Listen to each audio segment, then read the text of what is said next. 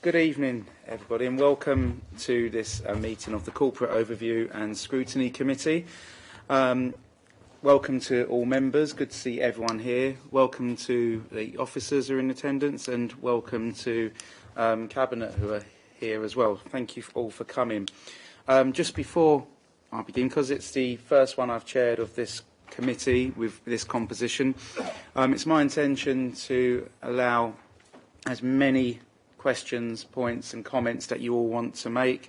We're called here, so we're not called here very often in the course of a year, so I think we'll go as many questions as you want, and we'll really give these reports a thorough looking over. Just one change to the order of business for item 6. Recommendation 1.6, which is the item on pink paper. We'll take that at the very end. Other than that, the order is as it stands on the agenda. We have no apologies for absence. We do? Yes. Sorry. Go. We received apologies from Councillor Polly, and Councillor Thandy is substituting this evening. Thank you very much for coming, Councillor. So, minutes. To approve as a correct record the minutes of the Corporate Overview and Scrutiny Committee held on the 2nd of February 2023 and the meeting held on the 7th of March 2023. I'm not sure if anyone here was at either of those meetings. Yeah, I was. You were? Yeah. Did they look good? Yeah, they're good. We'll go for that then. Thank you, Councillor.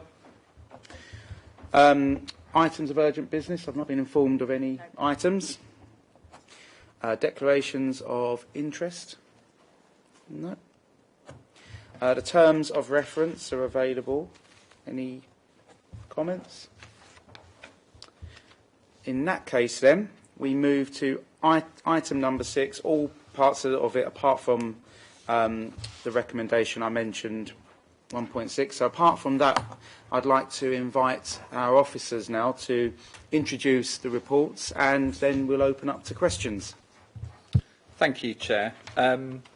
And just one slight administrative point as well. On recommendation 1.4, in consultation with the Chair last week, we agreed that the recommendation should read that the committee note rather than the committee approve. So just an administrative point there. So coming to the main report, this is the provisional financial outturn 22-3 report, and it's provisional obviously because we're still assessing issues around investments broadly, and the technical accounting that attaches to those may have consequences that lead us to revise some of the figures in respect to the investments, and that work is underway, and we will come back with further reports to the extent that has an impact. Having said that, we have made assessment of all of those areas, and we continue to report that ongoing assessment. And this effectively is the Q4 report. We previously brought Q2 and Q3 to the committee, and that has been discussed both here and at Cabinet throughout the 22-3 period. What this report continues to confirm is that we cannot fund the expenditure of the Council without the exceptional financial support from government. We received the provisional capitalisation direction essentially on the 1st of March, that enabled us to set the budget for 23-4 and to balance the position for the current year. What has moved is that it's improved the position slightly on the previous position. It's still a significant figure of 434,595,000 as set out at the bottom of page 1, and that continues to be driven by the same key factors. And there's two tables on the second page, and the second table provides the summary detail that we took through the committee through at the previous meetings for Q2 and Q3. And broadly, that sets out the improvement from Q3 to this final outturn position. But I'll just run through that in a little bit more detail. So our service pressure position has improved by 1.3 million. Some of the pressures have been mitigated, we think, by the panel process. The panel process has obviously resulted in a detailed look at all spend of the authority, and has started to, as we would expect, to control some of that cost, and only essential spend is coming forward. In addition, there's been some grant funding that has been available towards the back end of the year, and that has, again, improved the position slightly. I would still note there's a 2.7 million pressure in service pressures, and it's important to note that because when we've set our budget for 23-4, we have very much borne that in mind and set a budget incorporating our assessment of those pressures. The pressures themselves are set out later in the report, and there's a table in section 3 which I'll come to shortly.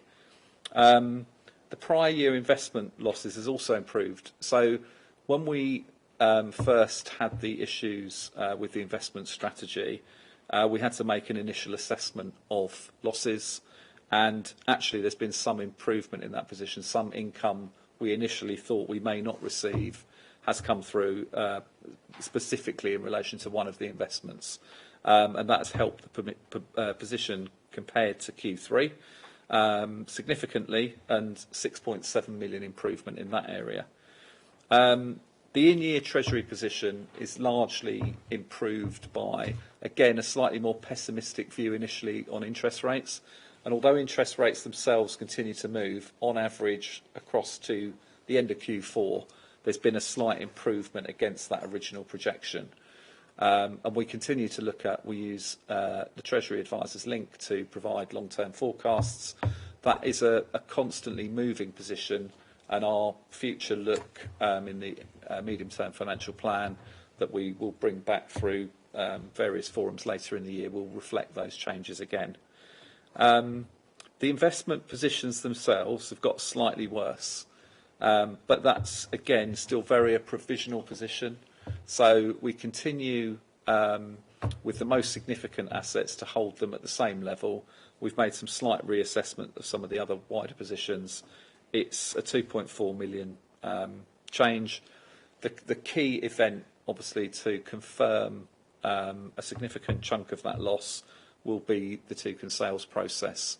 When that completes, that will crystallise the loss on that investment, or, you know, assuming a loss, but it will confirm the level of loss. And that process is due to complete in November. So we will come back to the committee with an update on that specifically at that point. And then the significant improvement in MRP is actually just down to a profiling change. There's a profiling method we can use, and we've decided to use it in conjunction with commissioners because it reduces the pressure we have in a revenue budget in the short term. It doesn't change over the life of the assets, but because we're intending to sell those assets later in their life, the MRP will then completely drop out. So it just gives us a very slight benefit in the short term, but nevertheless the number itself is still significant at 115 million. And for those who are new to the committee, that broadly represents us writing down all the investments back from their inception through their life on what was a straight line method, but now is kind of a slightly curved method, but ultimately writes off the whole investment. Obviously, again, asset disposal stops that charge becoming an ongoing pressure, and we've got further work, not just on the Toucan sale, but with some of our wider investments that we're bringing through to the investment panel tomorrow. In terms of the funding of that, we've got some slight changes in position. We've had to use less of our reserves, and that sounds slightly counterintuitive, but this is broadly to make sure that in parallel with the losses we're experiencing, we can still function appropriately as a council with reserve levels that are appropriate to deliver services. The asset sales have suffered slightly. That's a timing difference predominantly. There were some sales they were hoping to get inside the 22-23 window. They didn't quite happen. There's further work on those asset sales happening in the current year, and indeed actually another report is coming to the investment panel tomorrow with an update on that position. And we broadly have, for the forthcoming window of time for the next 5 years, 30 million a year currently badged in the medium-term financial plan. The hope is from the team that they will expand that target for next year and try and move more of that forward, because the earlier we can make those sales, the bigger impact it has on our borrowing and resolving our wider financial issues. So that ultimately totals the 434 million.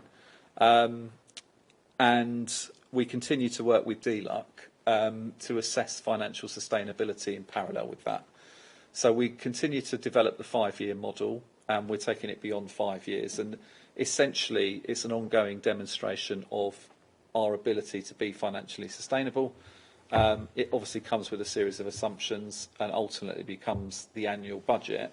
So we will bring back further reports as we lead into the budget setting, where you will then see the impacts of that going forward. And certainly Cabinet have been briefed in the last few weeks on that already.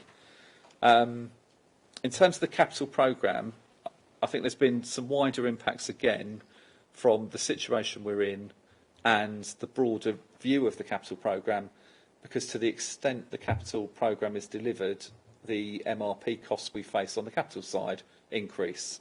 And I think the simple way to think about it is that ultimately the capital programme is entirely funded by revenue, but it's just over a period of time. Since the intervention, there's been several reviews of the capital programme. There were 2 conducted, one actually just prior to intervention and then one subsequent to intervention. And alongside that, some of our major projects are under reassessment. So, as expected, that's had some impact on the slippage in the budget and the delivery of that programme. And some of the reasons for that are set out in paragraph 4.4 in the report.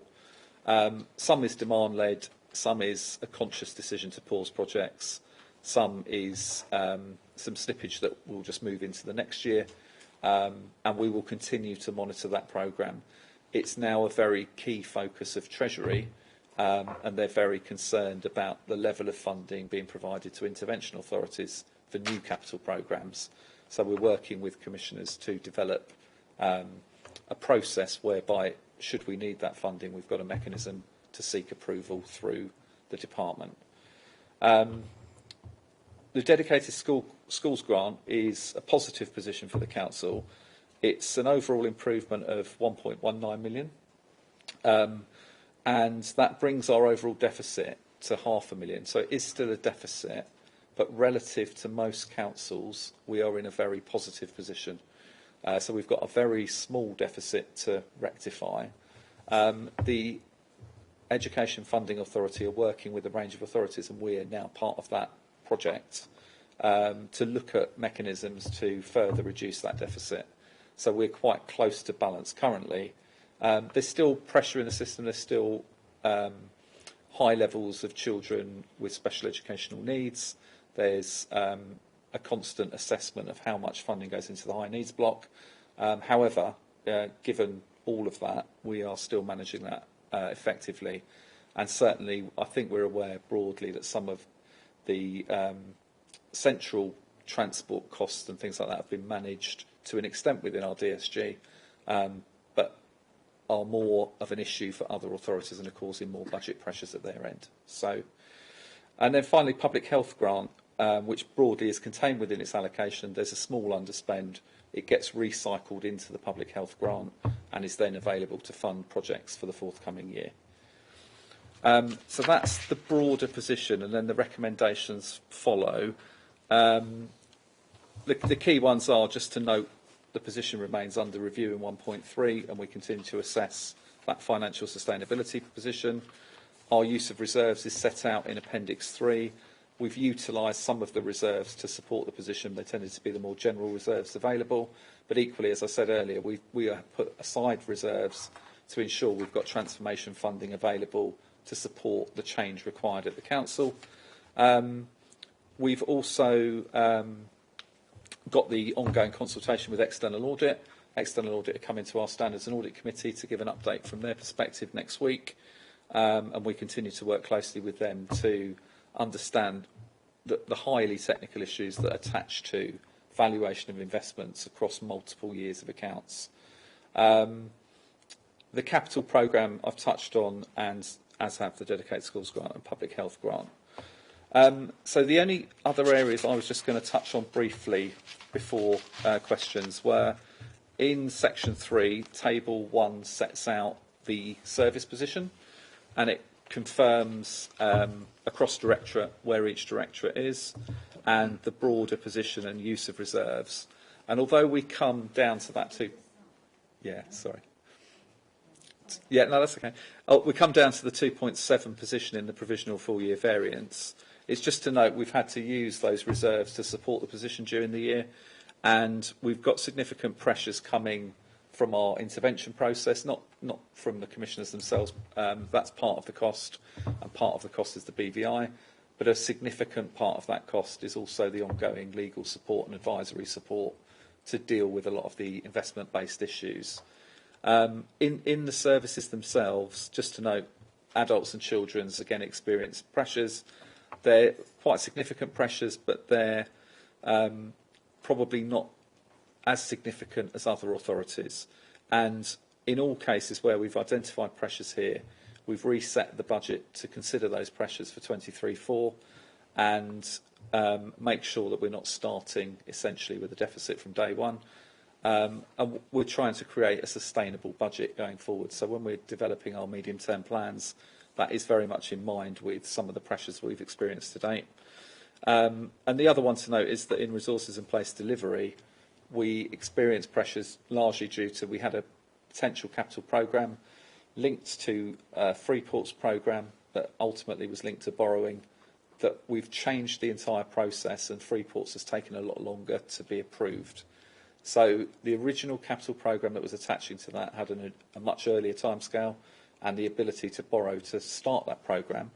That, under our current situation where borrowing is a key focus, the agreement now is that the Freeport's income will be utilised for a capital programme, but only when it comes to the council. We won't borrow in advance for it so that there's not further financial risk taken by the council. So the Appendix 2 sets out some detail of the position at service level. And then there are various tables that summarise what I took through in the exec summary, which go through our funding position in Table 2, our wider Treasury position in Table 3, and some of the use of reserves in Section 3.13. The only other thing I was just going to touch on briefly was the capital programme, Section 4.4, because that just gave the breakdown I was touching on around the reason for slippage on projects. And they've been categorised and grouped there. There's more detail for the significant projects in the appendix, but it just again confirms our position has changed through the year. There's a review of the programme. We've got some demand-led projects and early design stage projects where we're reassessing whether we progress those projects. And that detail is set out for you in that section. So I was going to stop there, Chair, and just let members ask questions. Thanks. Thank you very much for that. Very detailed, and we're all really grateful for it. Thank you. Open up to questions. Who'd like to? Yeah, evening. Obviously, you've got a panel tomorrow about the investments. So is all sales on hold at the moment? Because I'm not hearing no income coming in. So in terms of the investment sales, we've got what we'll take to the panel tomorrow is a clear timeline of divestment of the investments. The main solar investment is in the public domain, so that our administrators are running that process. That goes through a two-stage process. Stage 1 is actually due to complete on Friday this week, and that will be a round 1 bid phase to assess what bids are coming forward. It then moves into a phase 2 broadly from August onwards through to November, and ultimately the aim is to sell the solar investments by November. So that's happening. The panel will get that update. There's some sensitivity around some of the information, but broadly that's where that is.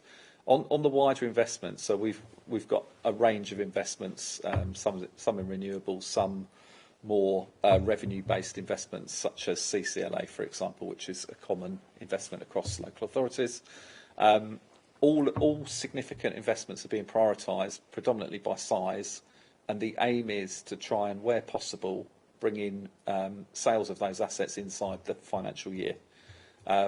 Some have a defined process like CCLA, which is a 6-month process. It's a standard process. Essentially, with something like CCLA, we've invested in property. They need to be able to sell the property to redeem the funds or sell your share of the fund to someone else. So there's obviously a time scale attached to that. Some of the other renewable investments, we're asking our advisors to go out to the market to see what's available. So we expect some positive returns on those. Obviously, we've got issues with 2 or 3 specific investments, and the broader investment portfolio is still considered to be robust and should attract market value for those investments.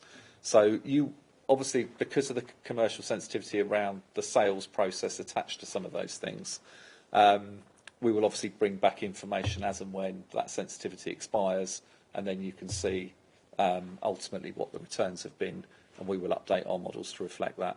Obviously, the key aim broadly is to, by bringing them inside this financial year, especially where they're capital in nature, it then reduces that MRP charge for next year. And obviously, the sooner we can do it, our interest costs come down significantly. The broader position is actually a lot of those investments are not now making a net income anyway, because interest rates are moving one way and our returns are still fixed at the level they were fixed at. So it's an evolving position, but there's various streams of work going on in parallel. Obviously, the most significant still attaches to Toucan, and there's lots of, alongside that, legal work progressing. But the others will follow shortly behind, and obviously the focus is very much switching into those now to make that happen as well.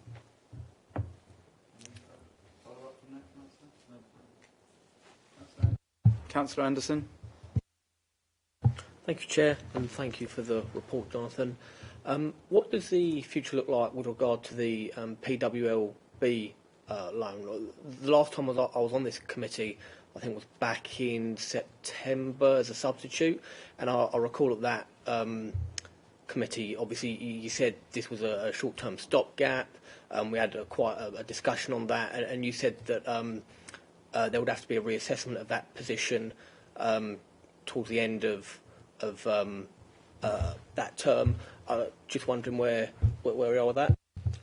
So yeah, no, that's right. That was it was quite a debate, wasn't there, at the time? So at that point we just put that process in place that was replacing local authority debt with PWLB debt, and essentially it's quite a like for like, because most of that was short-term debt of up to a year, and the shortest term PWLB is 1 year. So we've taken on basically essentially wherever that debt came to maturity, we replaced it with a 1-year loan essentially. What we've then done in parallel to that is reset the Treasury strategy. Now, what we've got at the moment, just based on Councillor Tandy's question just then, we've got that moving position with the sale of investments. So we've got to look at the position as a whole, because obviously we potentially are not going to be carrying the same level of debt. So we don't want to commit ourselves to long-term PWLB for what ultimately could be, nearly 3/4 of the investment-based debt, based on our current assessment of value from the report. So to the extent we expect to sell assets to fund that borrowing, we will look to take short-term debt to match that, to enable us basically to not be stuck with PWLB debt for the longer term. We'll be left with thereafter, we've got our capital programme funding and we've got our HRA funding, which is already PWLB debt, so that was taken on back in 2010-11, and we've got the gap on investments to the extent we've got a gap, which will be then reduced by property sales, any positive outcomes from legal action and the divestment of investments, and then we've got a decision to make about how to hold that debt. So that assessment is ongoing. We had the holding position Treasury strategy, which basically set out where we expected divestment to happen, which period, how much money we would get for each year. And broadly, everything has happened by 28/9, but the bulk of what's happened will happen in the next 12 months. So I think we'll be left with decisions around how long to hold the associated capital debt for, what to do with the gap, and then everything else will be short term. So it's beginning to crystallise in terms of that. It will be determined ultimately by the amount of money we receive. And each time the PWLB debt we've currently got is renewed, we will either need it or not need it. If we've sold the assets in November, we will have hopefully a significant amount of funds coming in. And then the longer term strategy we can set.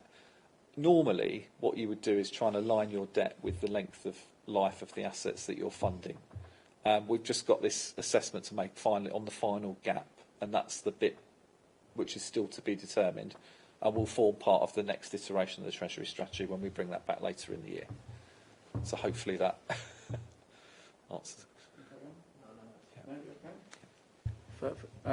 Councillor Morris-Cook. Thank you. It's really clear that there's been considerable work done in the past few months. I mean, there is, but it still makes for really sad reading, doesn't it? Just one thing I would ask, when we're having reports given to us, can we make sure that when there are tables there that go across some pages, can we have the headers on them, please? Because it's really difficult to actually read the reports when you're trying to find the headers, and if you're doing them back to back as well, it's very difficult to compare. So that would be extremely helpful. It's encouraging, I suppose, to see some green there, which is probably not what we all imagined.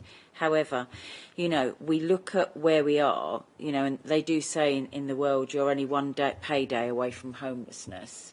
And when we're looking at our reserves that are a month for Thurrock Council, we're a month from total implosion. You feel that, and it's you don't feel that secure as a council when it's teetering that it's that delicate balance.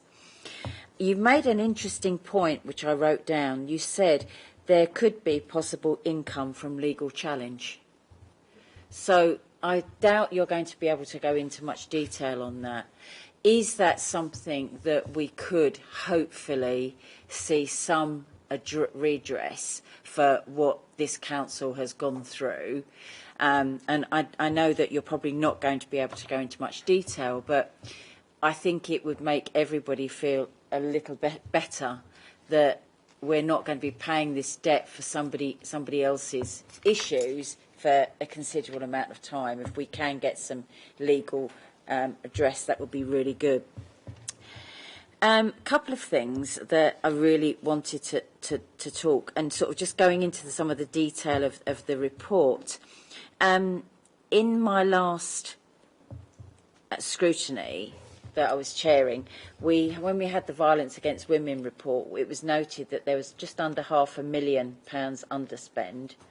I really didn't see that in any of these reports. I couldn't see it anywhere. Just wanted to make sure that it hasn't gone into the ether and that it will be carried forward and used for the correct things, that obviously it hasn't over the past 2 years. And because that concerns me, because I think it's critical money that is needed. We talk about Just Stop Oil, which, stopped the world in effect for 2 days. And I know very well what it did to the depot that I was responsible for.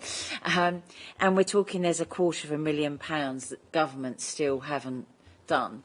I'd really like to know what we're doing to get that money back, because, £250,000 is £250,000, and it all helps, doesn't it? Couple of things, really. We talked in the planning that there's been an overspend, basically because there's a shortfall and reduced number of applications. However, there's an overspend of the cost of consultants that have been brought in to support the development management team. They've really not done very well, have they? Because they've cost us £176,000, and we've got less than ever developments coming out of that. So I just think that's probably a comment that I wanted to make. It's good to see the waste underspend on performance against waste disposable contracts. I probably would smile slyly with that one, because of our recycling rates aren't nearly where they should be, and I know that the contracts are quite challenging, which is why we couldn't put garden waste in our green bins. And we then go on to the classic that we've spent £4.7 million on the intervention and commissioners process. and I understand it's had to happen. Let's not. Is that expected? Is that a one-off, or what's the on-cost of that going to be? And if we look at that and you put yourself in a position of a resident, we spent 4.7 million trying to write or start the correct process to get us back on track, probably for 5 years at least. However, we're putting fees and charges up, which is only going to bring in sort of 100 grand or something. You know, it seems unbalanced if you're looking at that through the eyes of a resident. We've got asset values of 1 billion. So I know Lynn's going to talk a bit more about this. I've got a real concern where we're selling or proposing we're selling assets. Do we take into consideration when we're looking at the forward budget the lack of income that is then going to come from those assets? Because consequently, you know, if you're selling it, you'll get a one-off, but there's going to come a point where there's nothing else to come in. And where does that put us as a council? And, you know, this is just a question, and I don't expect, like, you know, absolute thing. I'm just interested. How do you, in finance, manage the individual departments' budgets? Is it a month? I don't need to know, like, you know, in and out of detail, but is it done on a monthly basis? Because I look where some places have overspent.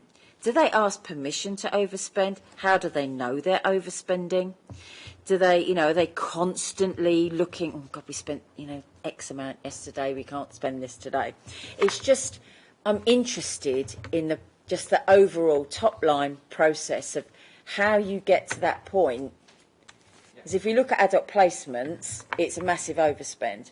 Realistically, you'd be very hard-faced to turn around and go, no, you can't have it. But how does that decision get made? And really, that's probably it, so I don't monopolise totally. Okay. No, thank you. Sorry. Don't apologise. I want everyone to be able to say. You can come back with plenty more as well. No, I know, but it was quite a lot that I've asked, so it's just... For future, would you prefer it to be broken into, you know, like Councillor Morris asked you a question, you answer back, or do you prefer it all in one go and then come back as... Yeah. Please feel free to go. But no, I'll come back, and if I've forgotten anything, Councillor, just let me know at the end. But, yeah. So on the legal action, yes, you're right. We can't say too much, but obviously we have said clearly we're taking all possible steps to recover funds of the council. The panel will actually get an update tomorrow in the confidential session. So we're trying to sort of strike the balance between making sure you as members have transparent information and that commercial sensitivity around, or legal sensitivity in this case, around that information. So in terms of the violence against women, I'll come back to you separately to ensure and give you a position on the funds there. I'm sure it's held in a reserve. I'll just confirm with my colleagues. Just Stop Oil. Yes, we are chasing government for the funds. I've seen personally actually some further chasing of that this week. They committed to provide that funding. They've agreed it in principle, but there's nothing significant enough to enable us to accrue for that income. So we haven't got enough certainty on it yet. But there's an ongoing dialogue with the department essentially. In terms of the planning v consultants point, as you know, that's a comment, but I will relay that comment to colleagues. And similarly on the waste underspend and recycling rates, I think that there's some well publicised issues around that. In terms of the commissioners' costs, and it's not just commissioners' costs, that's the key thing. It is commissioners and intervention costs, and actually the significant part of that budget is actually advisory costs, where we've used some of those advisors to help us recover the funds for investments, and we kind of group it in a central pot. It's also supporting wider governance improvement at the council. So, and then you've got the commissioner costs. And broadly, I think the commissioner cost estimate is around about, off the top of my head, around about 600k per annum. We haven't spent anything like that this year. It's been around about 230, I think. And the BVR was a separate charge again. but appreciate your point and reference to the fees and charges work. And yeah, we're trying to balance lots of things in these budgets, and it's some of the figures stand out in the way you describe. In terms of the asset sales and loss of income, first of all, yes, we adjust the budget where the property is not utilised. What we do, or what we will be doing, and again, it'll be part of the ongoing work from the assets team, there will be an assessment of the ongoing net cost or net benefit of holding an asset. So similar to the investments, what's the income stream compared to the underlying cost of running the asset, and any charges, because MRP charges will attach to some of those. So there's a best value assessment that has to be made before we dispose of, and that will then include the property disposal value as well. In terms of the disposal process, the assets team they've got a two-phase process. They're looking at the kind of what they call the top sort of first 50 assets where there's likely to be more value in those assets to enable us to resolve more of our position quicker. And then the second phase obviously looks at a wider range of assets available, but they're then still subject to reports coming through Cabinet with proposals and wider engagement with you as members. But it's an ongoing assessment, and obviously it has an impact around income. What I would say is that the intervention directions at the start of this obviously make the reduction of debt a key priority.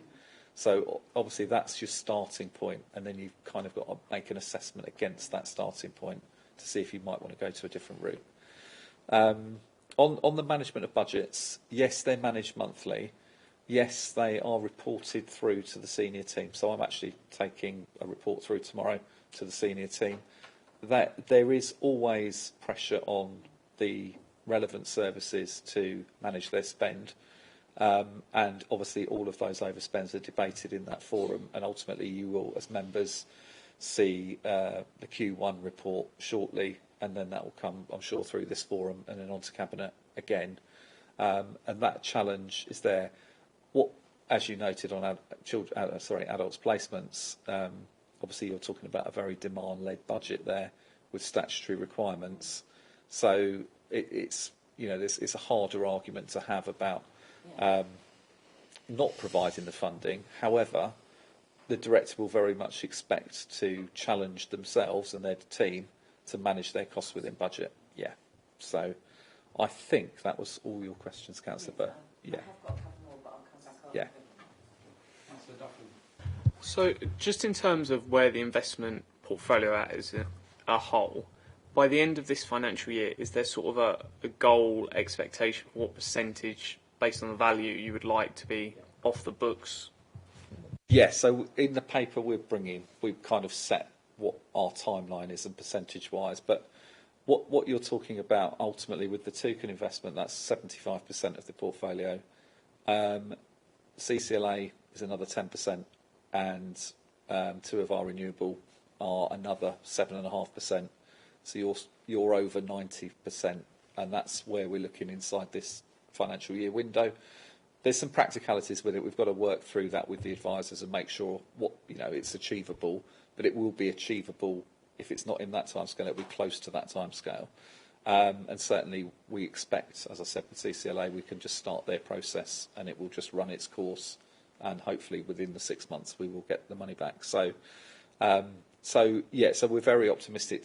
The majority of the value in that portfolio will be resolved relatively quickly, and then we've got a broader tail of investments that are much smaller amounts, but nonetheless, as soon as the processes have started for those more significant ones, the follow-on processes will be for the smaller ones as well. So, yeah. Councillor Worrell. Thanks, John. Thanks for all the work that you've done on this. It's took a while to read it, so I can imagine how hard it's been to work on it. But the first question I wanted to ask, and then just answer to that one, and then I'll go into the body of the report, is that this is the provisional out-term budgets, but but it's really clear that best, this is a really good guesstimate, you know, because we haven't got the 2020, 21, 22 signed off yet. Do we have any idea when we'll have a better idea on the financial position at the last two? So, because this could be better than expected, or it could be 10 times worse than expected. We really still don't know. So what I'd say from what we know today, so the assessment process is underway. We've got a technical expert in who's coming to talk to our audit committee next week, actually, Peter, who's worked with Stephen before and is a former colleague of mine, actually, years ago. He's working with the auditors and our team to resolve the technical issues. In terms of the scale of write-down, I think we've got the best estimate we can have at the moment. And if that estimate is broadly right, I don't necessarily see the accounting issues changing that value. What it will do is allocate it appropriately between years. So we will have the same scale of problem, but an allocation of that. So while we note it as provisional, it's provisional in that sense, and it is provisional, and obviously asset sales will confirm investment losses and all of that. But actually the accounting part, it may throw up some wider sort of curveballs because technical accounting can sometimes. But broadly, I don't see the loss itself, unless other things change in the portfolio that we would need to bring to your attention. You know that, but that's not the case at the moment. And so we've broadly stuck with the Q2 position right through to where we are now, and we're holding there at the moment. So you're pretty confident that we're okay. There's not going to be no more big surprises. Well, the thing that will crystallise our position most clearly will be the Toucan sale. So when that comes through, and obviously, you know, I would say just looking broadly from what we can all see economically, it's not the best time to sell anything. However, it's a specialist asset, it's a unique asset, it doesn't come to market very often, and all of the conversations we're having with the administrators along those lines suggest that that it may be not immune from those factors, but there are other factors at play as well. If we weren't happy with that sales value, we don't have to support that necessarily. So we could pause and say we want to come back to market at a more opportune time. So we've got that option as well in the background. But assuming that went through at the broad level, administrators hope it will, that would actually confirm our position and probably improve it slightly. But we really need to see what happens with that, and then we'll all be much clearer in November. So, yeah.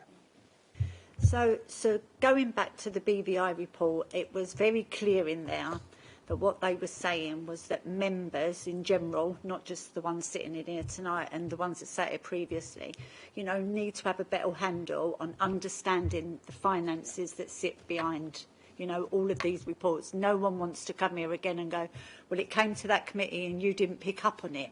You know, because I am very, very conscious that this report is littered with some really, really stark warnings in there. And, you know, as I said, like we've got that, the budget's not signed off, efficiency cuts, you know, the 17 millions already found from stretched budgets. You know, they're stretched budgets and we've found some efficiencies. So there's some shortcomings happening and, you know, people working under extreme stress to be able to find us 17 million this year.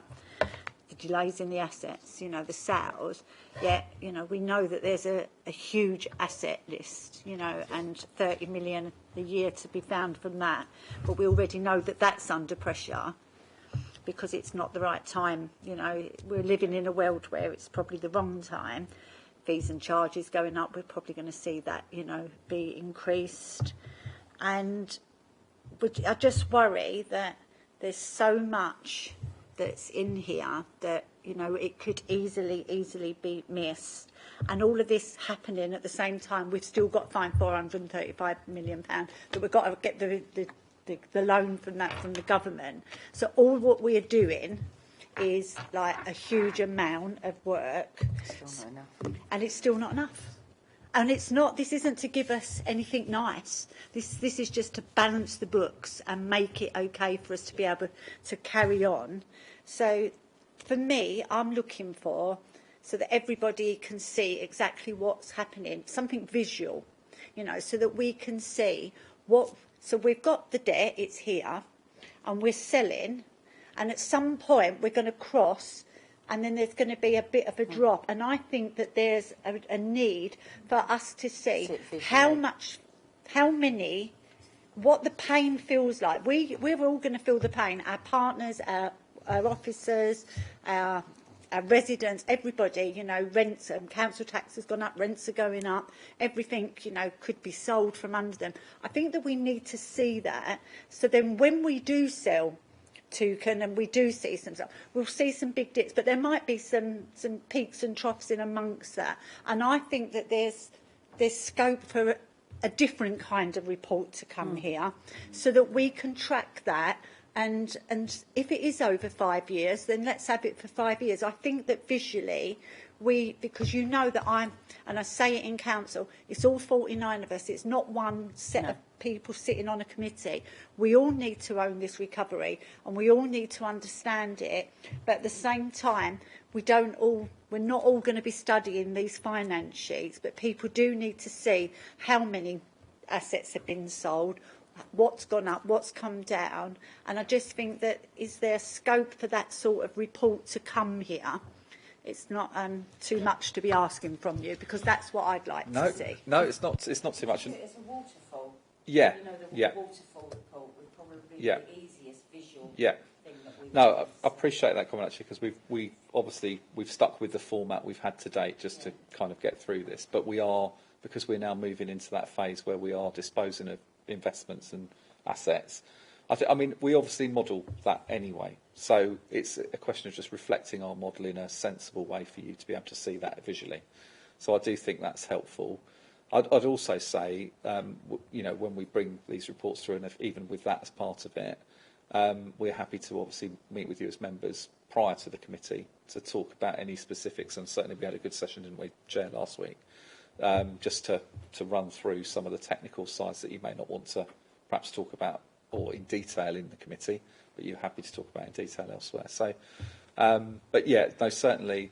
I mean, what I'd just comment more broadly. So, as you were going through all the things we're doing, I started to sort of panic slightly, because we are doing all of those things, and they are all coming to different forums, and I think that's part of it as well. So tomorrow there's lots of, you know, we've already mentioned a couple of reports that are going through to the panel. Now, one of those is public, is the property disposal. So we probably just need to think about where other things are going, and if you as this committee could get that visual representation, then it just gives you a link back to what the detail that's going on over there, because there are things going into all these different places. We're going to bring a report back on the broader position on investments to Cabinet in September, Stephen, I think. Yeah. So, you know, we're working through all of those things. We've got obviously fees and charges next on this agenda, and it's, you know, as you say, it's all happening in parallel. Obviously, what it all comes back to is we've got to do everything we can as an authority and demonstrate that to commissioners, but really to the minister ultimately, so that we can say as a council we're doing everything we can do. And part of the ongoing conversation with the department is about, one, demonstrating that, but two, giving them some time to consider impacts at their end, because they're dealing with a range of authorities now with problems.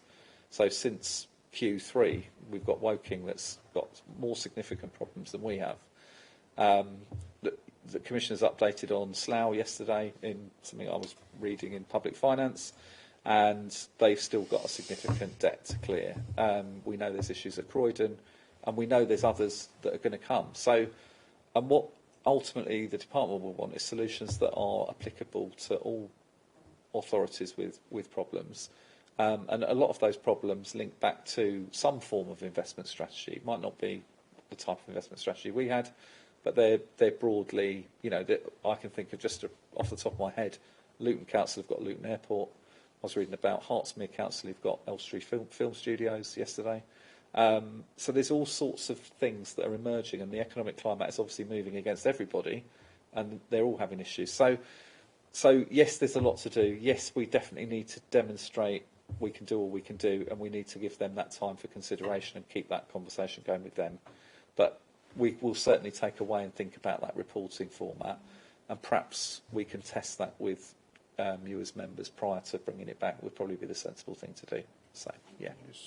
Just add one point to that. If any of you are at the member training next week, pre the audit committee, you'll see some really simple, clear slides that one of our colleagues will be taking members through. So I think we can use that sort of style to supplement these reports. So we bring the report and we supplement it by graphics, trackers, as waterfall as you described. Yes. That standard and audit training is available to all members, not just of the committee. So if you'd like invites, I can send them out.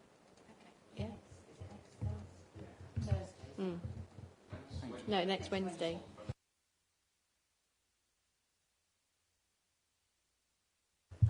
Thank you. I've got a couple of questions myself as a member of this committee, then I'll go back round to everyone if that's okay.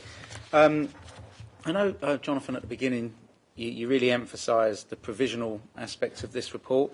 So there could be a lot of variance between what's here and, you know, worst case scenarios. And one thing that's really on my mind with this, especially with the years I spent on the PTR overview and scrutiny committees, on 4.15, there's mention of obviously the Grays underpass and Stamford Le Hope interchange.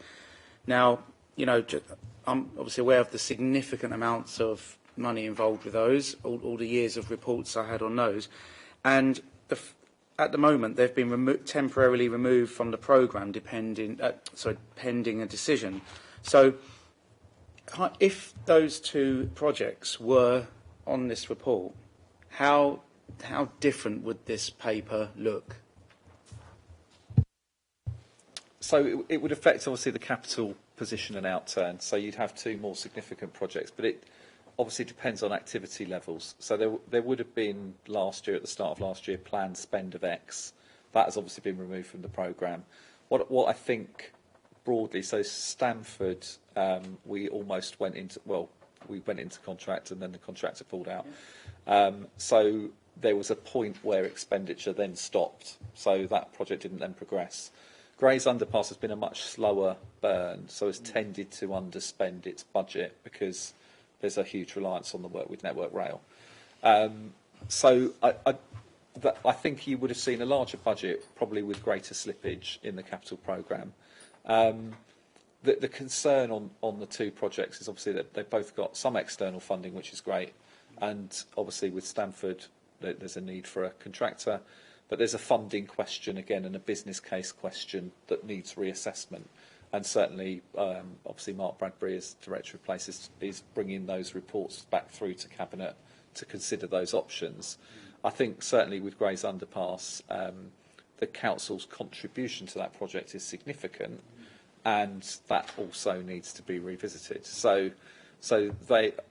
You know, I don't know what the outcomes of those reports are yet. They're coming through shortly. I think they're coming through to probably September Cabinet. But we will then see what the options are on those projects. But yeah, it would have definitely, you'd have had an increased capital budget. You'd probably had some of that expenditure, but not all of it. I suspect that, you know, given our situation, although that was a driver for the review partly, it's also partly because there's pressure on the budgets as those projects are currently configured and with the economic climate in the situation it's in. Thank you, because I just wonder if there's any mileage in sort of future reports that if there are big projects like this that we're all aware of, that even if there was a section which was a hypothetical kind of, if they were still on there, we could be in this position, because I just, especially with the amount of attention in the BVI report that was given to these two projects, along with the A13, you know, but I just think, just to say it's not there at the moment and it could change the outlook, but I think because of the amount of openness we're trying to have, the amount of transparency and you know, the amount of accountability we're trying to hold, I think it would be really useful to have that, even if it made the reports twice the size. My favourite reports are Treasury tagged reports, you know, so having that, do you think that could be a way forward?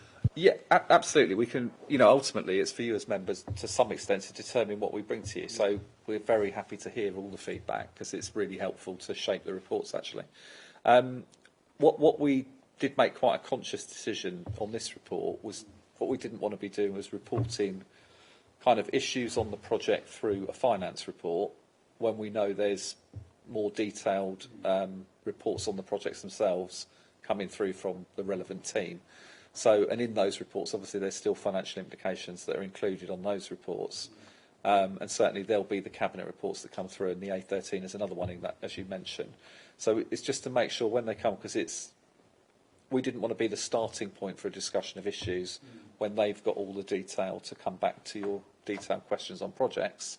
It's in my mind, it's more important they bring their report through first. People are clear on the positions on the projects, and then the finance report kind of follows on and confirms what you already know as members, essentially.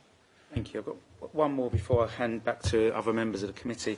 In terms of use of reserves, if we look at 3.12 and 3.13, it talks about the 11 million, and then on 3.13 it talks about 3.3 million contribution, and then utilise a further 7, round it up to 8 million. If my basic maths is correct, that would add up to about 11 million. Am I seeing it right in this report that that's the reserves gone? So there's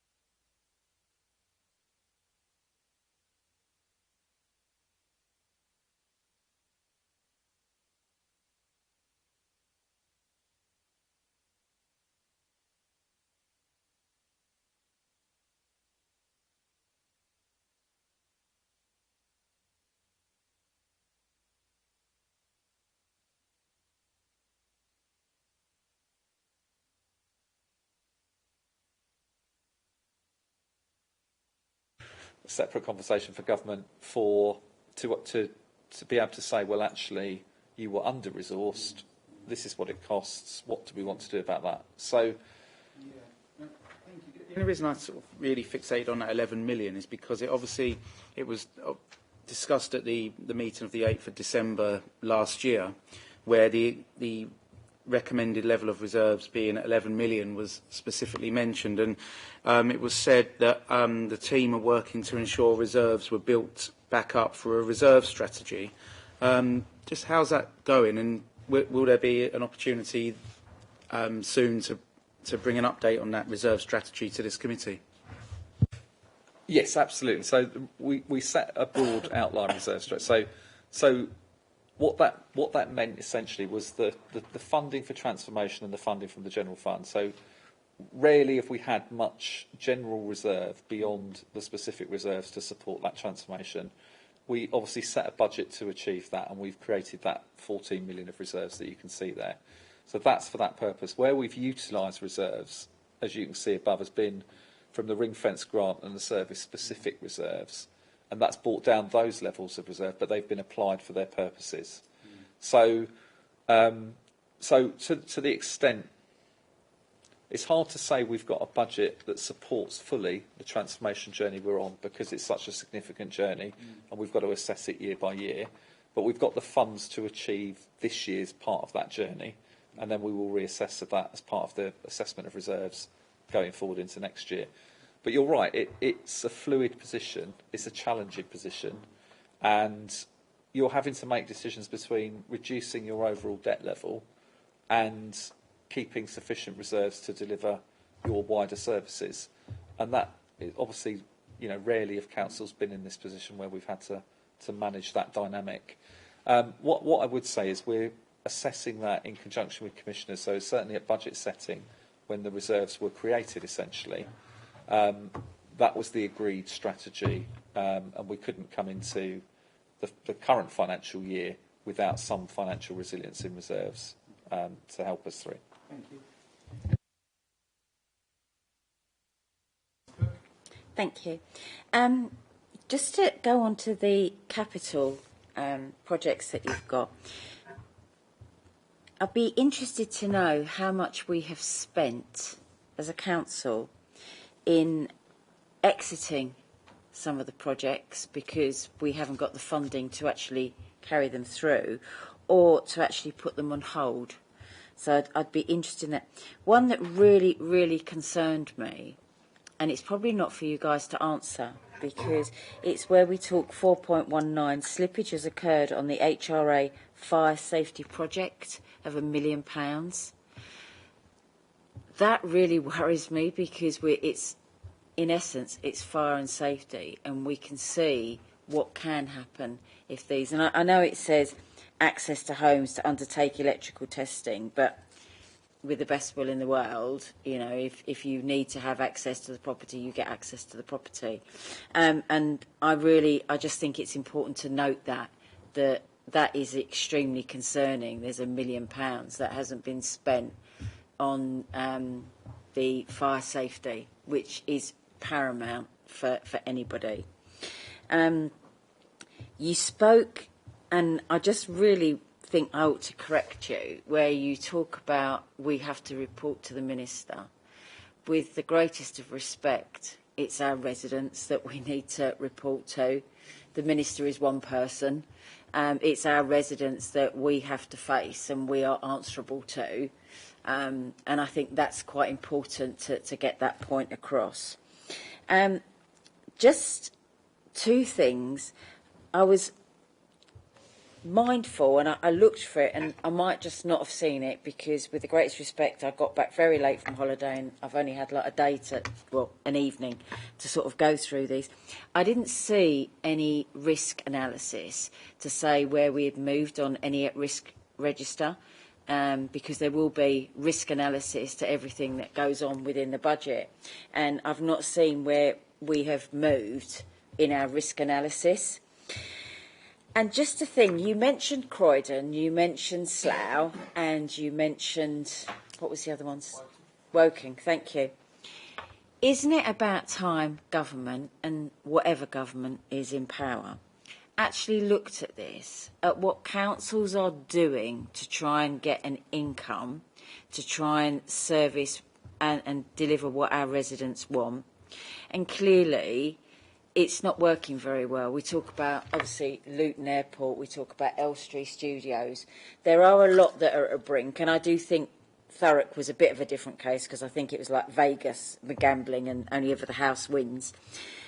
Why doesn't somebody look at a completely different funding approach? Because the cost relating to everything that is going on in Thurrock, the intervention, the the payback and the interest, it's astronomical. If we look, and it's not for you guys to answer, but if there was a different way of funding local councils that made more sense, actually there'd be a cost saving at the end of it, surely.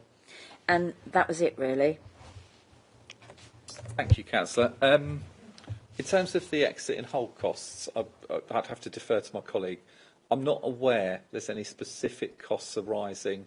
So with Stamford, for example, the contractor pulled out of the negotiation there. The Grays Underpass is very much an ongoing discussion with our colleagues at Network Rail, and obviously they've been working through design phases and they're looking at options. But I'll go back to them and ask for any specific comment. I think the one I'd be interested in is Belmont. Okay. That's one.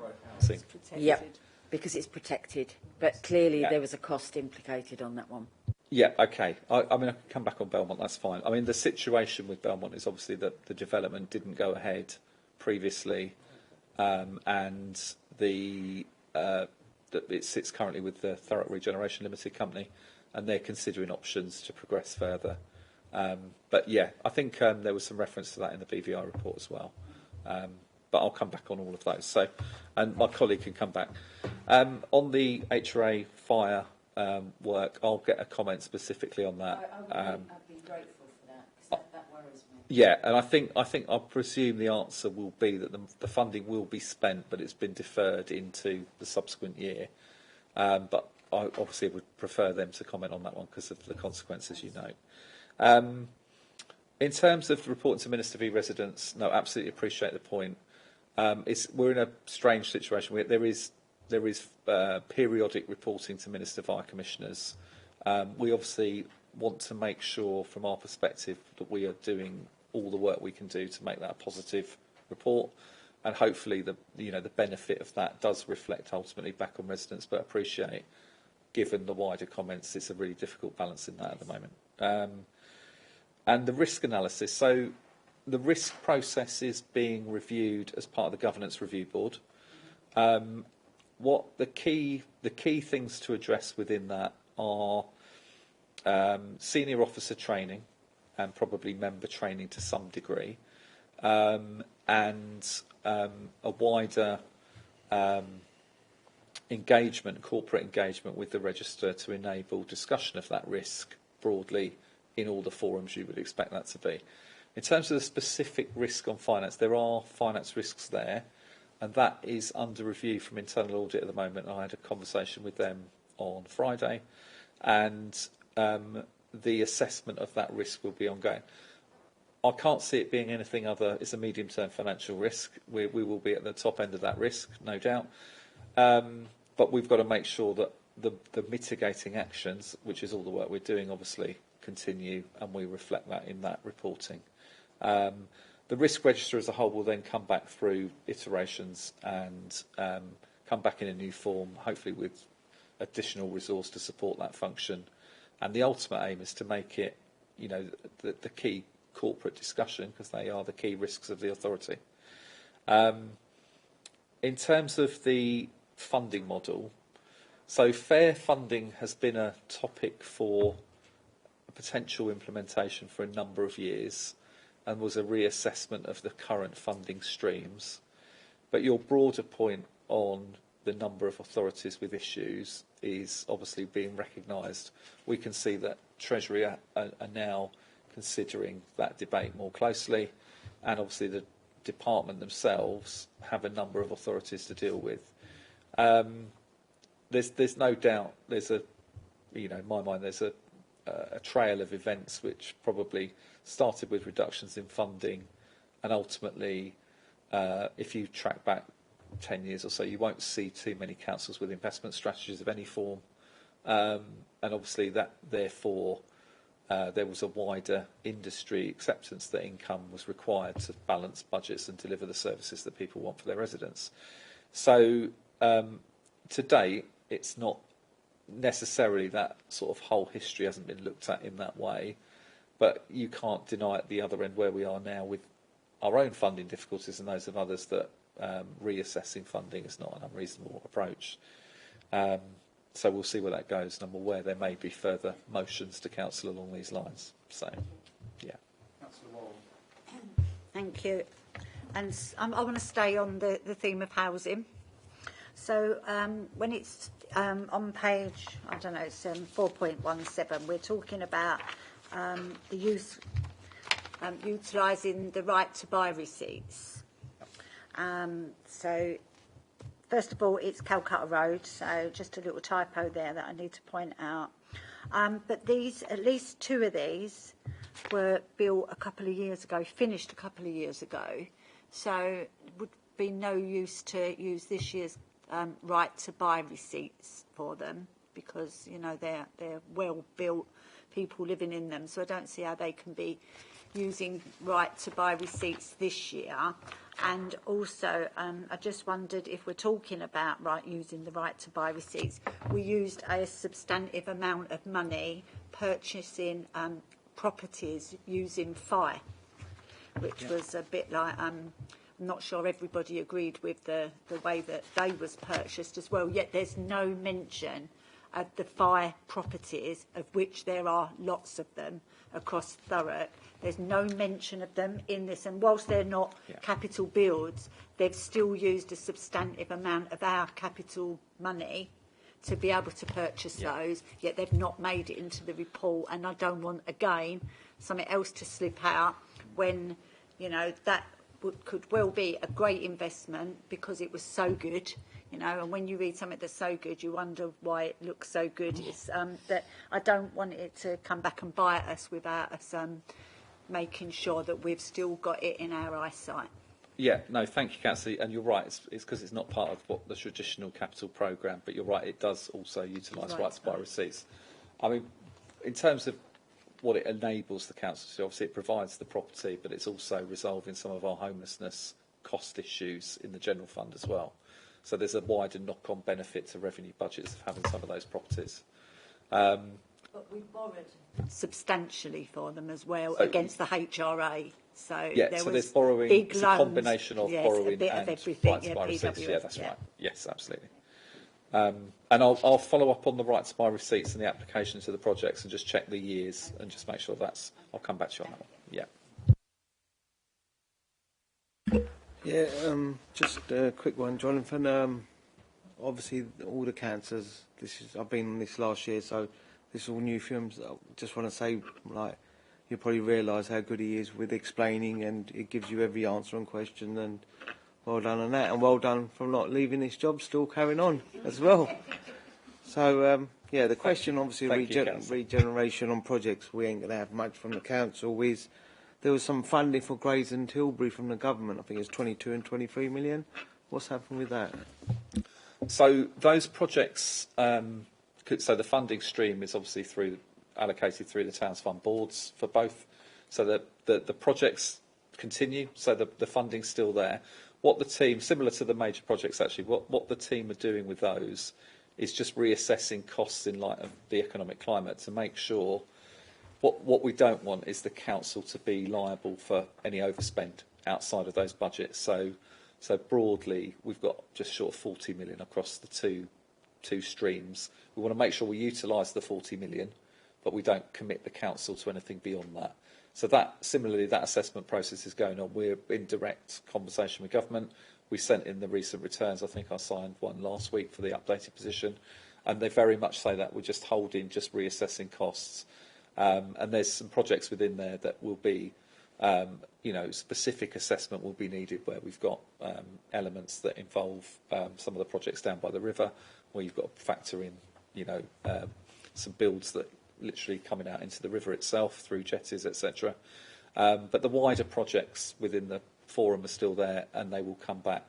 The dynamic on that is obviously the boards themselves set the projects, and obviously we had membership of that board, but it becomes a capital programme of the council when it's fully approved. So when those schemes become approved, they'll join our capital programme.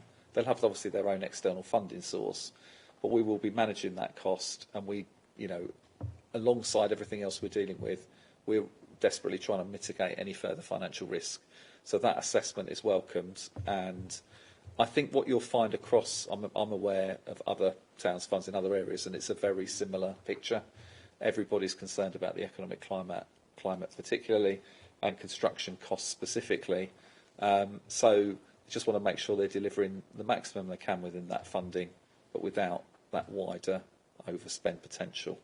And certainly from the wider learning of the BVI, the key thing is to understand, at least as members, what risk we're carrying and what we're doing to mitigate that risk. So those assessments will be made and reports will come back to you as members.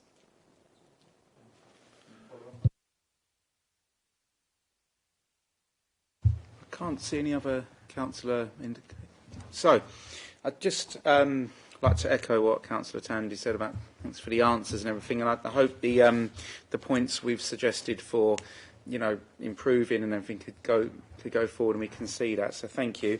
We're going to go through the recommendations with the exception of 1.6, and after discussions with Democratic Services, I'm going to read each one individually, and we can agree or disagree with it in the interests of openness and being accountable for how we vote and things like that. So, recommendation 1.1, that the committee comment on the 2022-23 forecast funding gap of 434 million and note that this is balanced by the exceptional financial support from central government.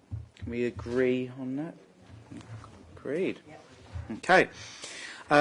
We can say it like we do at full council. Agreed. We can do it like that if we want. 1.2. That the committee note that the position continues to be subject to change, particularly due to the ongoing assessment of the investment portfolio and pending completion of the audit of the financial accounts from 2020-21 onwards, therefore remains provisional. Noted. Agreed. Noted. We can't agree to... Well, we agree that we've noted it. That the council note that the 2023-24 budget remains under review to consider the impact of the 22-23 outturn position and note the potential for further budget environments. This will form part of the budget monitoring in 2023-24. Agreed, noted. No. 1.4 has changed so that the committee note the use of reserves as set out in Appendix 3, subject to the finalisation of the audit process related to financial years 2020 to 21 and 2021 to 22, and note balances are subject to change. Noted, agreed, etc. 1.5.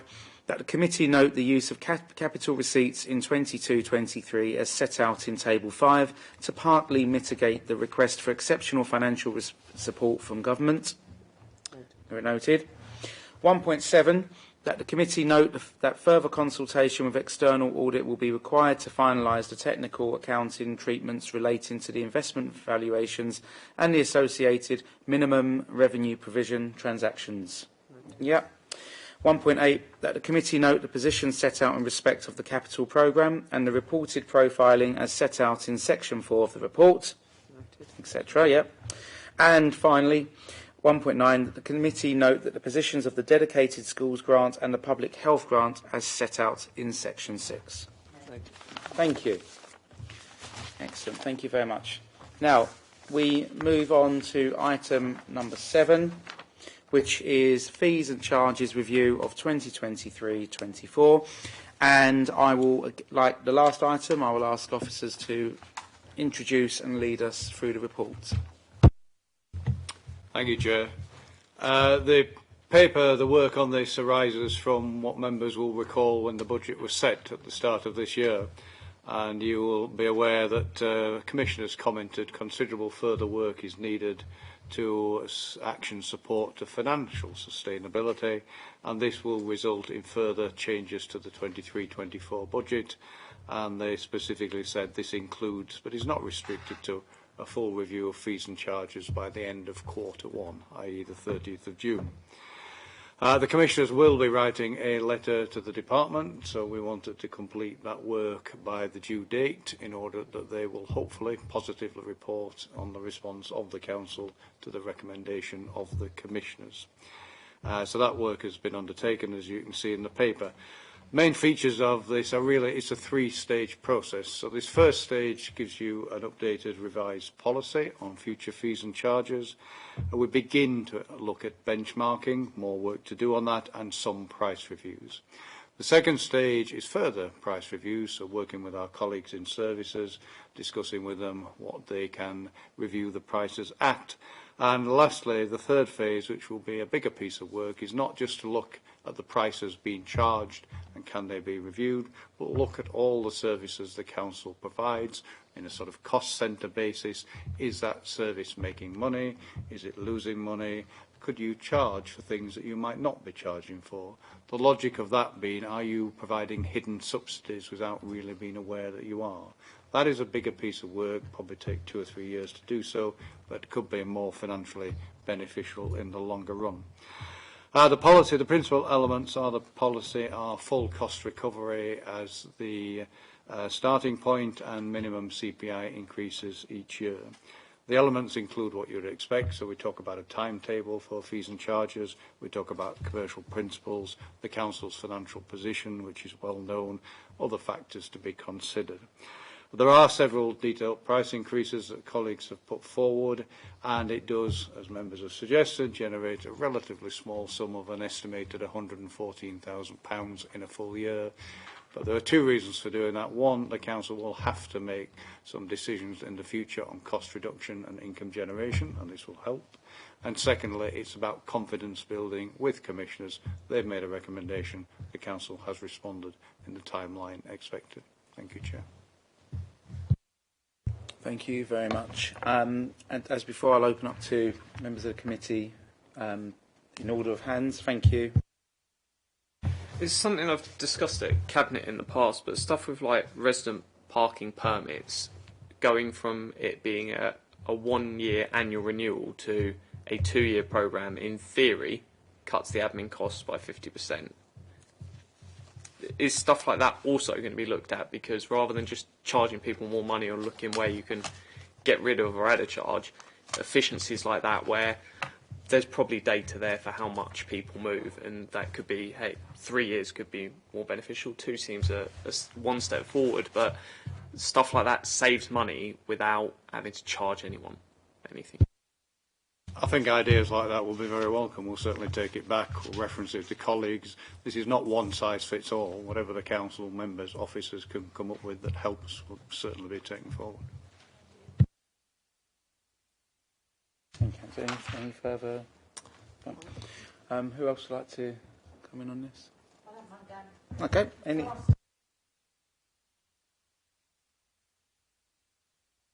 Sorry. So with the parking permits, that's on a different bit of paper, I think. I've got too many of these, you know. Is it going to be £15 each, or is it the third one's going to go up to £75? It was just like a bit confusing. I didn't quite understand what it would be. So They will all be £15. The third one will not go up to £75, assuming Cabinet agrees that, which I'm sure it will. That's good. Okay, then. Thank you. You don't want to do anything on parking, do you? Yeah. Oh, you do. We'll do that then. It's just, it says very clearly that levels have not returned to pre-COVID. But so have you based the potential revenue that you will generate from now charging from a first parking permit, which you weren't doing, have you based that on pre-COVID or post-COVID things? And there is a thing in the report after the benchmarking when it talks, it says £75, so it is a bit confusing. It says 15, 15, 15 now, and then it looks for the future on another section to go to 75. So it's a little bit confusing. My apologies for the confusion. If I can deal with that first, it is 15, 15 and 15, and we will minute that to that effect. That is the situation. So apologies for the confusion, which I can understand. The assumption is based on current levels of activity being maintained. So no negative impact from the price increase, equally no further enhancements because of post-COVID. So we tried to take an average position. Now it's an estimate, and we will see the reality in 6 months' time, and we'll use that reality to inform future reviews.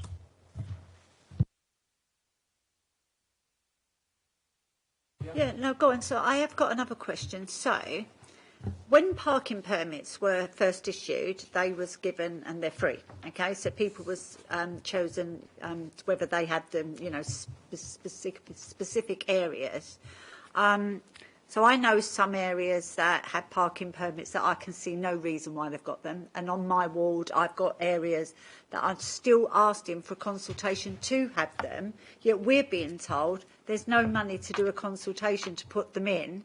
But these people are actually saying, I quite want to pay to park in my road. And just last month in council, we've asked for one on our ward and been told, actually, you're not on the list to get that done. Yet it could generate income when other areas that have got them, for absolutely crazy, I don't know why reasons, are stuck with them when actually they don't need them. From a financial perspective, if we have to invest to generate more savings, the council would always find the money to do so, because it's self-evident. You look at things, as you'll appreciate, like a payback period, as long as it doesn't take years and years to get your money back. I'll very happily pick that up with service colleagues. Exactly what priorities they are also dealing with, I'm not familiar with, but financially that will be an eminently sensible thing, and we'll have a discussion with them and see if anything can be done. I'll have to ask them. Just on that, the option for residents, for whether it's a postal referendum or petition, whatever route to kick it off, but a nice standardised process, both to add and remove, because it could be the case that areas see a charge coming in and go, actually, we'd rather get rid of the permit scheme in this area than us pay a cost. So a nice transparent system would be beneficial to residents that are going to petition to begin, because we don't want to just throw postal ballots out there for the sake of it and create any cost, but then the option to add or remove them based on what they prefer. Give them local democracy and let them decide. As I say, I'll have to speak to car parking colleagues on this detail. But Have we gone past parking now? Yeah, I'm past parking. I don't want to do parking anymore. Okay, I'd like to... Oh, sorry, you... Sorry. Do you want to come in? Or Yeah, and then I'll come back round to members again.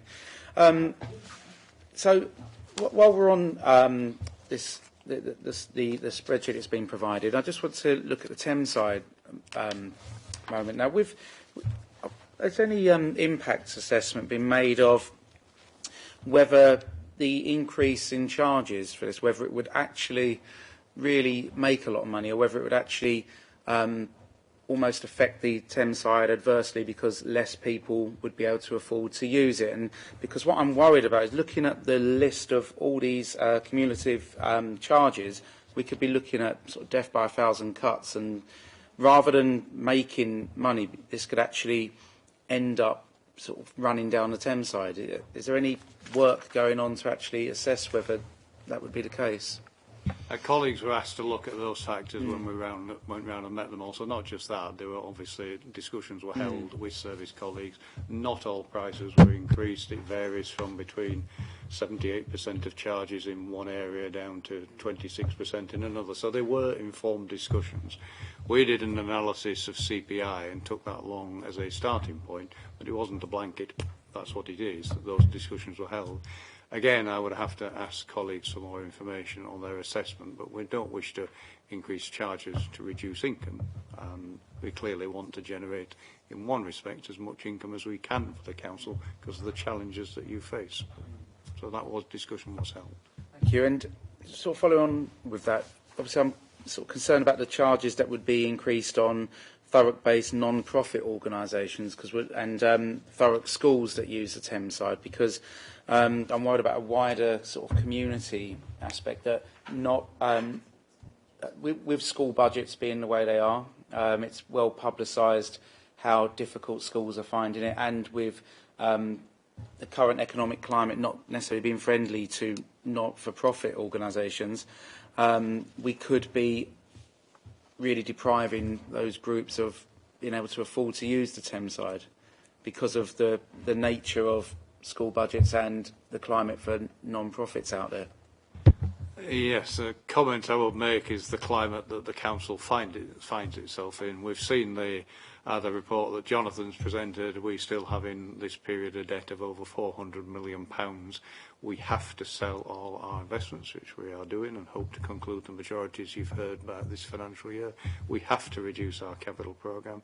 Members are going to have to make some revenue budget savings, so we equally have to take cognizance of the council's position. There is an impact on services and individuals, undoubtedly, but fundamentally we have to make Thurrock financially sustainable so that those services can continue in the future. I don't have the detail of school budgets in Thurrock, but generally speaking, making a very general point, over many, many years, schools have generally been better financed than council services as a whole. I do acknowledge there will be differences within councils, but fundamentally we're trying to put Thurrock financially stable for the benefit of residents in the future. Thank you. Councillor Morris-Cook. Did I just hear you correctly? Because what you just said really rang a bell with me that a decision is made to sell the Thames side. But it was just some. I might have misheard what you said, but you said we have to sell, and I just want to make sure that for the record, it's correct that I didn't mishear what you said. That's what I heard, and I just want to clarify. I used the word sell, but I was using the word sell in respect of the investments that the council has. It's just that we were talking about the Thames side, and I don't want there to be any confusion, to be honest. I thought it was important that we clarified that point. I did not reference the Thames side in that respect. It's just that we were talking about that, and I just suddenly, like, oh my God, did he really just say that? It's just that when you were talking about the footfall, it states really clearly in the impact assessment under the Thames side that the footfall will reduce because I think it's about a 16.9 average increase for the Thames side on the charges. It will affect schools, and I said it really clearly, and I don't really want to labour this point because I made it in the Scrutiny Committee. I am really concerned that we are looking at, and it is a jewel in the crown. You know, I know Lynn wants to talk about it more, and I'm not going to steal her thunder, but there are things we should look at. The fact that it was closed for a considerable amount of time in COVID. It's not their fault COVID happened, and they clearly, there was a gap in funding. You know, we can't expect them now to have to go back and pay dearly for those years.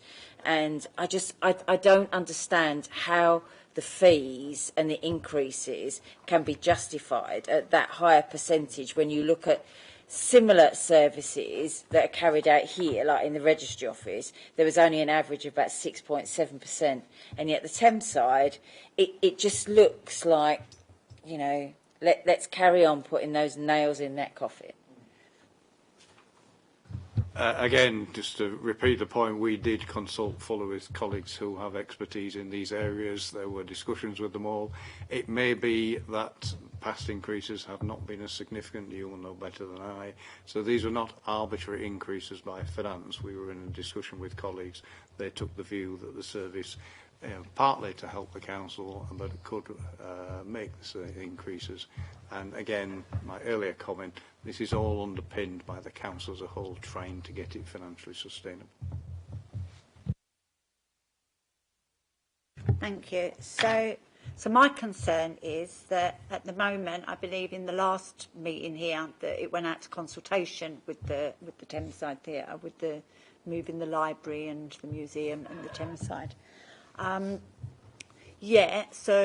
And I just feel that this is the wrong time for these service charges for they've got no right. They've still not got a panto booked because they're not allowed to book months in advance. So how can they make the money that they need to when they can't even book this year's panto, which is the panto that gets them over all of the problems for the year. It's their biggest seller, yet they're still not allowed to book the pantomime.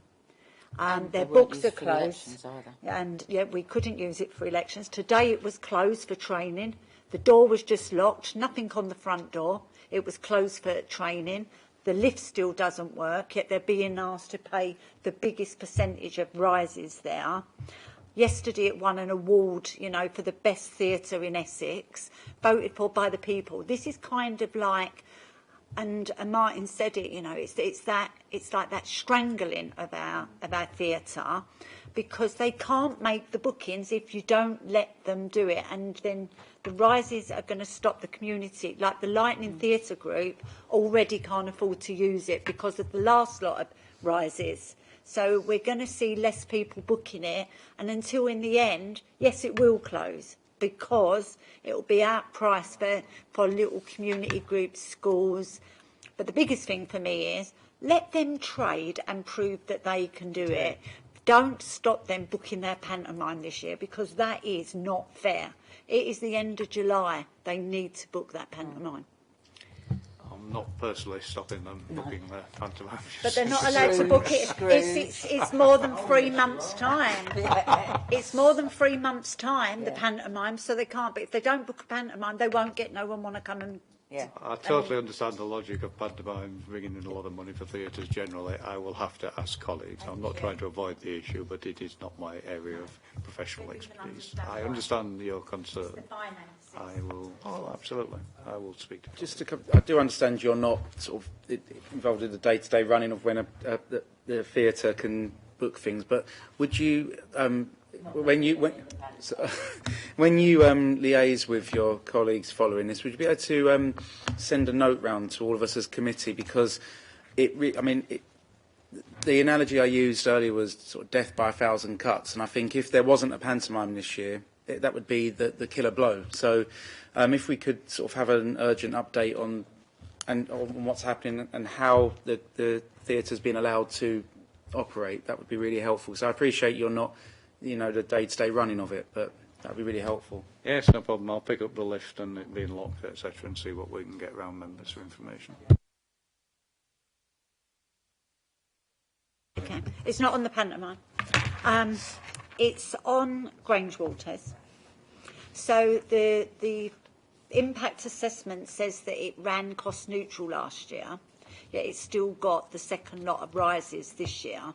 And again, it's one of those that, it's send young people, our schools, and I just feel like sometimes it's not costing us anything, yet we're imposing another lot of charges. And I kind of feel like if we're going to put these charges up, we should at least know what the full cost of running that service is. And all we've got is one line. Yeah. I don't know the business case that sits behind this, other than a 2-page document that says this is the impact assessment. It doesn't tell me anything else, yet we're being asked to make big decisions on one piece of paper. We do need. We want to do full cost recovery. We need to understand what that cost is. I totally agree. You're absolutely right. But it will take the council, as any council, this is not unique to Thurrock, 2 or 3 years to go through that process. So in the policy at the back, we describe a schedule of costs that should be allocated out. That takes time. The basis of recharge, comparing it to what we do at the moment, it is a significant accounting exercise. It might be that on the numbers that they have at the moment, it shows that they are cost recovering, but it might be that we are undercharging the appropriate costs. But there's we don't know, do they?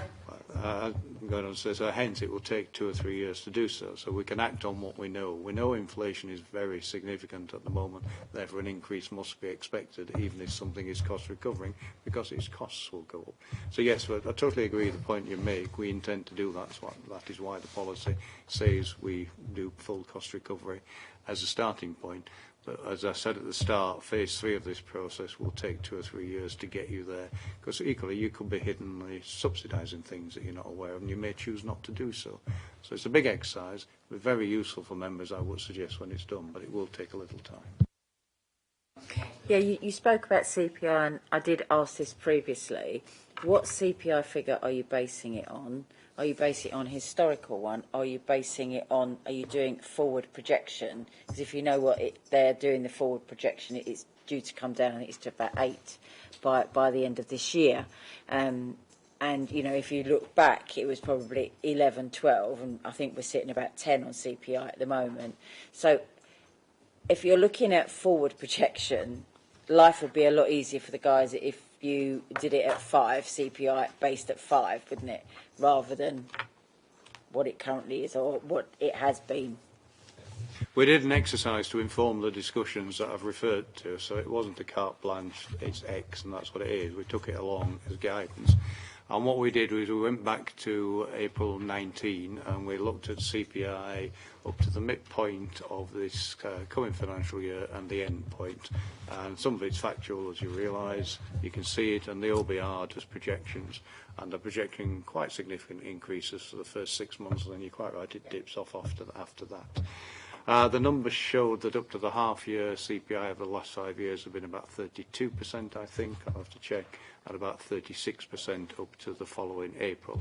And when we compared the actual price increases that have been put forward as an average for each area, so an average for place, an average for burials and cemeteries, every one of them is less than that CPI, with one exception, which is environment enforcement, but that is one specific charge for abandoned vehicles, removal of vehicles from a private property, and this is a very rare charge and can cost quite a lot of money. But all the others actually were agreed at less than that CPI, which is a mix of the past and a mix of a look forward. And we'll refine it. We're refining it at the moment when we go through the next tranche, because it changes each month, as you'll appreciate. And I don't think anybody's got any problem with fees and charges going up on enforcement, because I think, you know, as we said before, it will drive the right behaviour, and there has to be consequences for antisocial behaviour which drives the enforcement.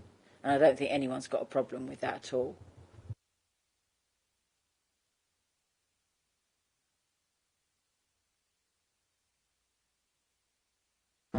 Right, okay, on enforcement, obviously to bring in more money, will you be increasing staff on that?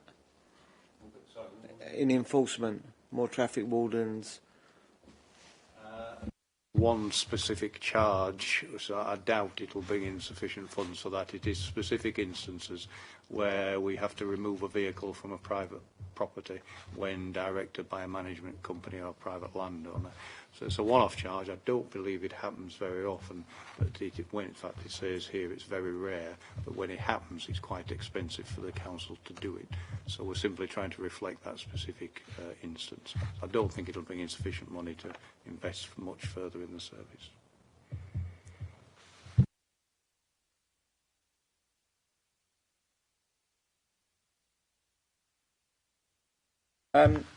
Now, there is one recommendation, but it's broken down into A, B, C and D. Do I just ask for officer advice on this? With recommendation 1A, the word agreeing, does that mean we are agreeing to the commitment, or does it mean that in Appendix 1 the commitment is there and we're noting that it's within the appendix? Does that make sense? The actual agreement will be by Cabinet. I suspect we will be quite content if members wish to note it exactly. So, yeah, we will be reporting your comments through to Cabinet. Okay.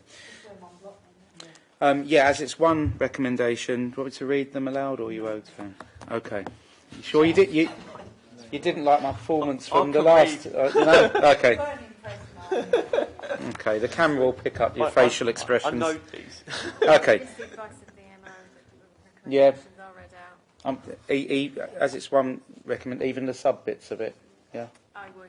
Yeah. Okay, I'm going to follow advice and read it aloud. So look happy about it.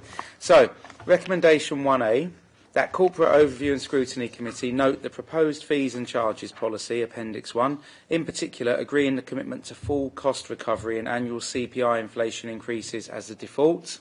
Noted. Noted. Yeah, that's it. We noted it's Cabinet agreed to it.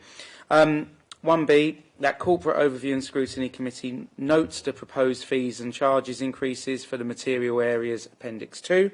Thank you. 1C, that Corporate Overview and Scrutiny Committee notes the proposed new charges in Section 8 of this report. Noted. Yeah.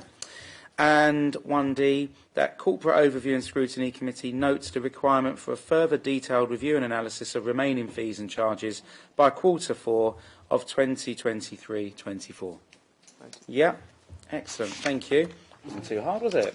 It was all right. We will do the work programme and then come and make it as the very last item, the pink paper that came in. So, we have the work programme in front of us.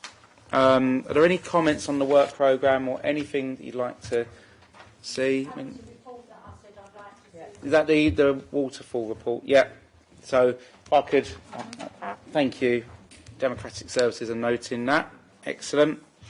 So coming up, we have the provisional out-term report. We then, sorry, no, that's this one. Sorry, we have the finance report from Jonathan. We have the annual report of the portfolio holder. So you'll be here in official capacity next time, Councillor Snell. Okay, thank you. That's the wrong name, needs to be updated. Apologies for that. Okay.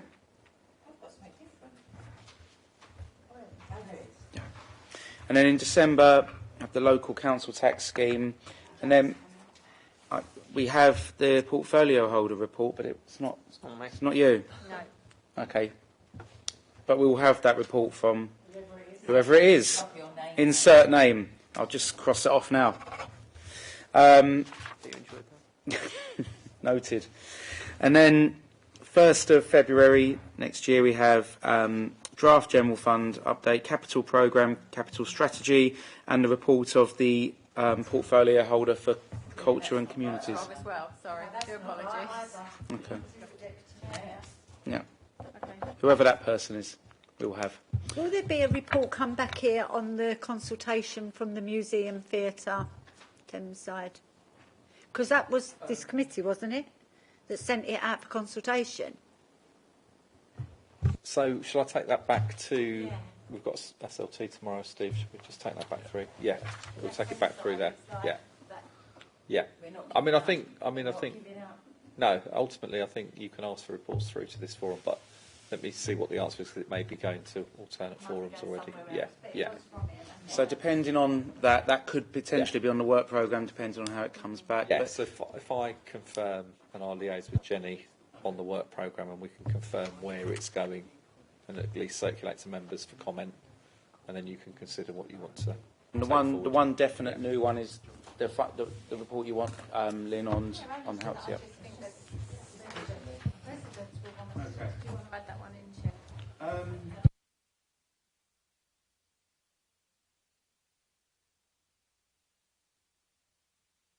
Definitely by the end of the calendar year, so October or December, I think, would be helpful. Yeah.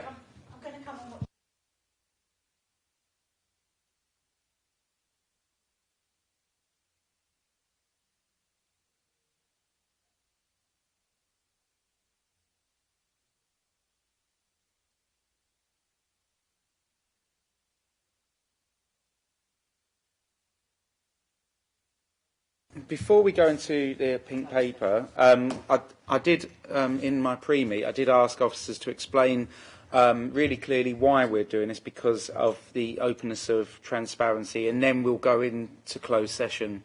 But if you could just explain why. Yeah, thank you, Chair. So the item is about the appointment of directors, non-exec directors to the PWE company. So broadly, the aim is to give better governance to the council. But the reason for the pink paper is obviously we've included some detailed notes from the meetings themselves that took place with the individuals, and we just felt for their purpose broadly it wasn't particularly something you would put normally in the public domain, that process, but we wanted you as members to understand what process had taken place, and therefore provided them to you in the confidential papers. So yeah. Thank you. With that in mind, we will now go to closed session.